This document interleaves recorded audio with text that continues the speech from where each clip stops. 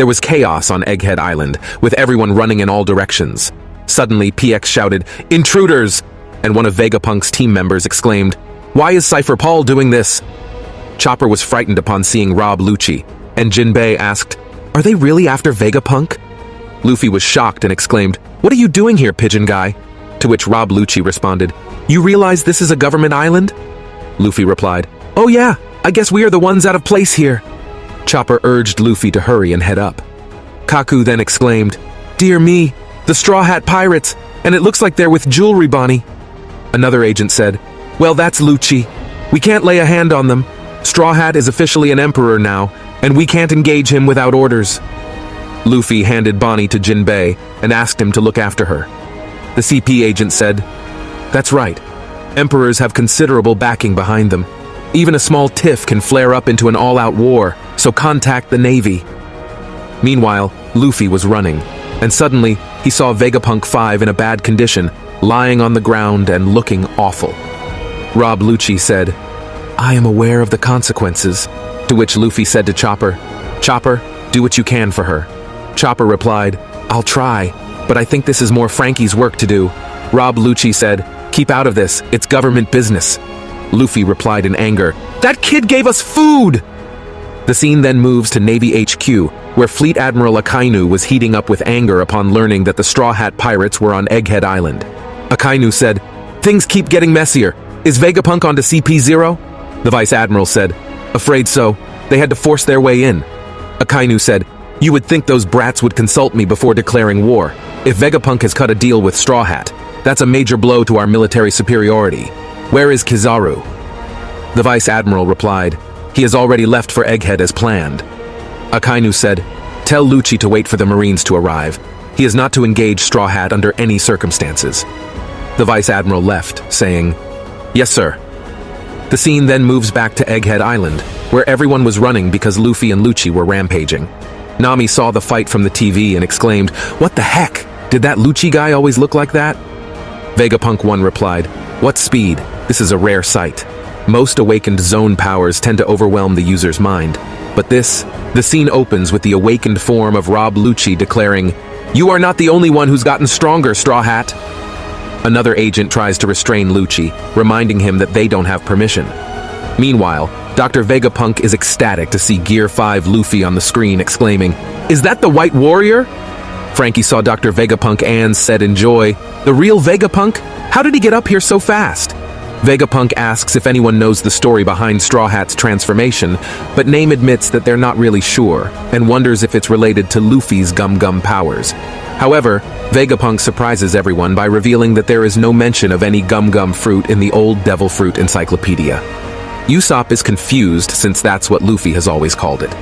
As Luffy and Rob Lucci exchange blows, Vegapunk marvels at Luffy's appearance, comparing him to the ancient god of liberation, Nika. Nami has never heard of this god, and Vegapunk explains that it was wiped from history, but will never cease to exist as long as people desire its return. He attributes the creation of devil fruits to humanity's desire for evolution, with each fruit showcasing a different possibility for the future. Robin points out that the deviations from nature are unnatural, and anger Mother Nature herself.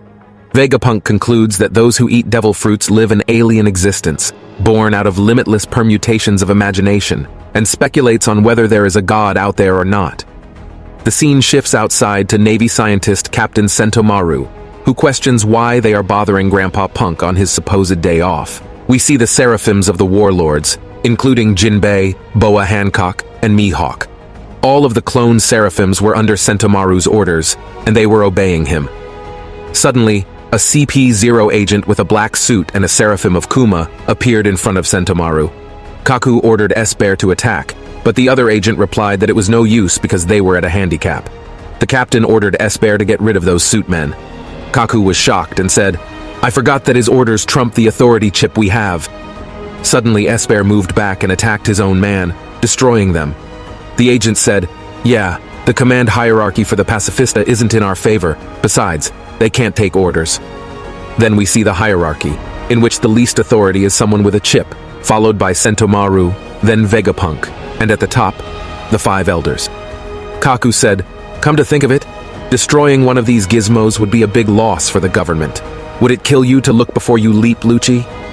Meanwhile, Luffy used his attack Gum Gum Mole Pistol and hit Lucci by transforming metal into rubber and directly into Lucci's stomach, causing blood to spill out. Meanwhile, Sentomaru ordered S-Snake to go with the Straw Hats and ordered the other Seraphims to deal with the CP0 agents.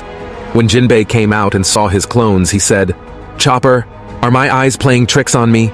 Those brown guys look like ex-warlords. Don't tell me they cloned us." As Luffy saw Sentomaru, he said in joy, "Battle Axe! Long time no see!" Battle Axe asked Luffy not to call her by her weapon's name and told him that they were not friends. She asked Luffy if he was really helping Vegapunk to escape. Luffy replied, "He asked me, don't sweat it." Sentomaru told him that he was an emperor, so she could not trust him, and questioned Luffy about his new appearance. Suddenly, Rob Lucci came and stabbed Sentomaru with a powerful blow, causing blood to spill out of his body. Luffy was shocked and sad to see Battle Axe getting hit. Rob Lucci said, "All we had to do was cut the head off the snake. Now, the Seraphims obey us." Battle Axe falls down beside Rob Lucci, and Luffy runs towards it. Luffy says, "Sorry, I didn't mean to distract you." She replies, "Don't underestimate me. I saw that attack coming and I thought I dodged it." Rob Lucci says, "You are tough, but I need you out of the picture. You outrank us in the command hierarchy. As long as you are conscious, we can't use the Seraphims." He prepares his second attack, but before he can strike, Luffy throws a powerful punch towards him, which he dodges. Due to the pressure of the punch, Luffy starts spinning around and rampaging, causing destruction everywhere. Chopper tells Luffy to hurry up so they can take Vegapunk to a safe place, but Luffy says he cannot control his spin. Chopper looks back and sees Luffy going in the other direction, like Zoro, and asks Luffy where he is even going. Meanwhile, on the other side, S. Mihawk and S. Jinbei are destroying CP0 agents. When Frankie sees S. Jinbei using the same power as Senor Pink, he starts crying and says, "Vegapunk, that's the power I'm talking about. The one the clone version of Jinbei is using. It's the swim fruit, right? That power belongs to Senor Pink, my sworn brother from Doflamingo's family. Only one person can have a fruit power at a time, so did he bite the dust?" Vegapunk tells them, "So far, it has only been possible to manufacture Zoan fruits artificially. There is also Caesar's smile fruit method. However, I consider that unacceptable. I am fairly certain that, with unlimited resources, even special types of devil fruits can be recreated. However, I have yet to confirm whether such synthesized fruits can be awakened." Vegapunk then explains to them that Logia fruits are difficult to make, and they explain to him how the Paramecia fruit clone works by using green blood. Then we see S. Boa Hancock using the power of a cloned devil fruit. On the other side, S. Kuma is also showing his powers. Vegapunk claims that Seraphims are the most powerful beings in the history of the sea. Usopp is terrified, Nami is shocked, but Frankie feels joyful after hearing about the technology. Sanji remarks, "So they are basically just Navy weapons," and Robin adds, "Yes, and they pose a huge threat to us." Back outside, Luffy is rampaging. Rob Lucci shouts, "Sentomaru, sir, are you still breathing? Please fall back." Rob Lucci smiles as he approaches Sentomaru, but before he can attack her, Luffy intervenes with his gigantic body and opens his mouth to eat Rob Lucci. Rob Lucci is shocked and angry, but Luffy bites him and then spits him out quickly. Rob Lucci crashes back into the stones. Luffy makes his environment rubber by creating a slingshot for himself. He stretches himself back with full pressure, makes goggles with his rubber, and releases the stretch, propelling himself directly towards Rob Lucci with great force. He bumps his head into Rob Lucci's stomach, destroying his body. Blood starts to come out of his body, and as he falls, Rob Lucci says, "What insane power! I'm losing consciousness, I can't hold on!" And Rob Lucci falls down defeated, and Luffy wins. Battle Axe approaches Luffy and tells him that he is trusting Vegapunk to him. Luffy responds, "You got it! I'll get him off this island no matter what!" Luffy gets into a spaceship, but he has already drained all of his energy. After Luffy leaves, Kaku comes and helps Rob Lucci get back into position, but he still has bandages. Meanwhile, in the lab, Nami questions Vegapunk about killing him, and he responds that it would be a great loss for them. He questions her, "Would you rest easy if you thought such intellect may turn against you?" Vegapunk replies, "An Emperor's crew showing up just as things come to a head. What a serendipitous twist of fate." Frankie joyfully exclaims, "So you really want to come aboard our ship? I am all for it. I'll show you General Frankie and the Sunny." Meanwhile, Luffy and Bonnie are in a safe place. Bonnie is furious and tells Luffy that he must make Vegapunk turn his dad back to normal. If he refuses, he will be a dead man. Meanwhile, on the other side, CP0 agents are standing, and all the Seraphims are under their control. Rob Lucci orders them to block off every exit. He says to someone on a transponder snail, "There are 6 Vegapunks left, including the real one. Yeah, but their defensive system sure is a tough nut to crack. I don't care. I won't let a single one of those rats scurry off the island."